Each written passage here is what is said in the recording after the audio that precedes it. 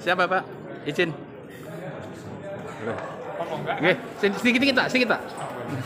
Tadi ada beberapa evaluasi dari DPRD, melihatnya seperti apa Pak? Oh ya, gini ya, kenapa itu silpa? Silpa itu terjadi karena karena efisiensi. Jadi paradigma kita itu, cara pandang kita PBJ itu kan selalu yang paling murah.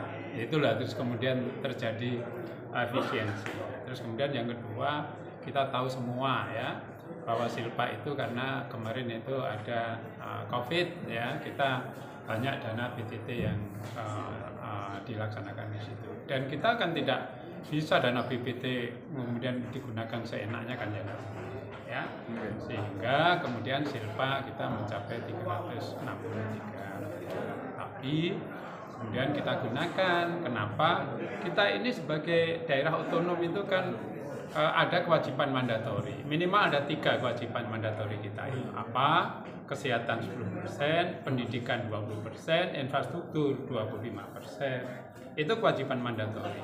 Perlu saya sampaikan, untuk kesehatan sudah 10%, malah lebih ya karena COVID. Kemudian untuk Untuk pendidikan sudah lebih dari 20%. Infrastruktur yang baru 17%. Sedang kewajibannya adalah 25%. Kenapa? Karena COVID kemarin. Oleh sebab itulah terjadi sehingga Sehingga dikejar di anggaran perubahan. Gitu aja. Oke, skemanya kan gitu aja. Ya. Kira-kira targetnya bisa tercapai, Pak, sampai akhir tahun. Insya Allah ya. Tapi ya tetap pasti ada penghematan itu pasti ya.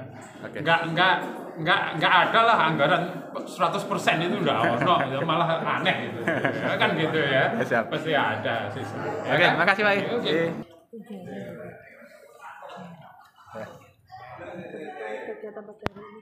Oke, teman-teman, dari pada malam hari ini dari agenda DPRD Kabupaten Magetan pengambil keputusan atas rancangan peraturan daerah terhadap APBD perubahan tahun 2022 menjadi peraturan daerah APBD perubahan tahun 2022.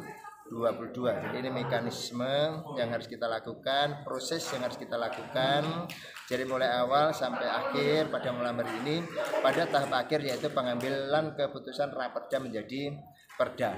Ada beberapa struktur anggaran perubahan baik pendapatan, pembiayaan, pembelanjaan yang sebagian besar itu ditutup dengan silpa tahun 2021 kurang lebih 363 miliar sekian.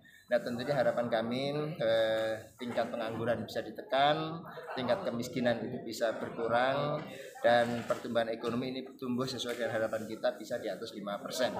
Lalu yang menjadi perhatian kami dalam fungsi pengawasan bahwa sampai dengan semester 1 tahun 2022 bahwa penyerapan anggaran itu masih 32,6% dari total anggaran yang tersedia. Tentunya ini kita tekankan pada dinas terkait itu untuk segera menyerap anggaran tersebut, karena kalau ini bisa segera terserap, ini serta-merta untuk kepentingan rakyat dan kesejahteraan rakyat.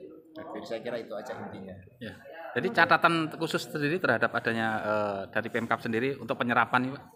Ya, tentunya kita himbau ya. Jadi untuk dinas terkait yang sudah merencanakan kegiatan dan penganggaran ini bisa segera terserap sehingga persentase penyerapan itu bisa lebih tinggi. Karena kalau semester 1 masih 32,6%, ini masih relatif rendah lah ya. Oke, siap. Jadi saya kira itu. Oke, makasih. Oke.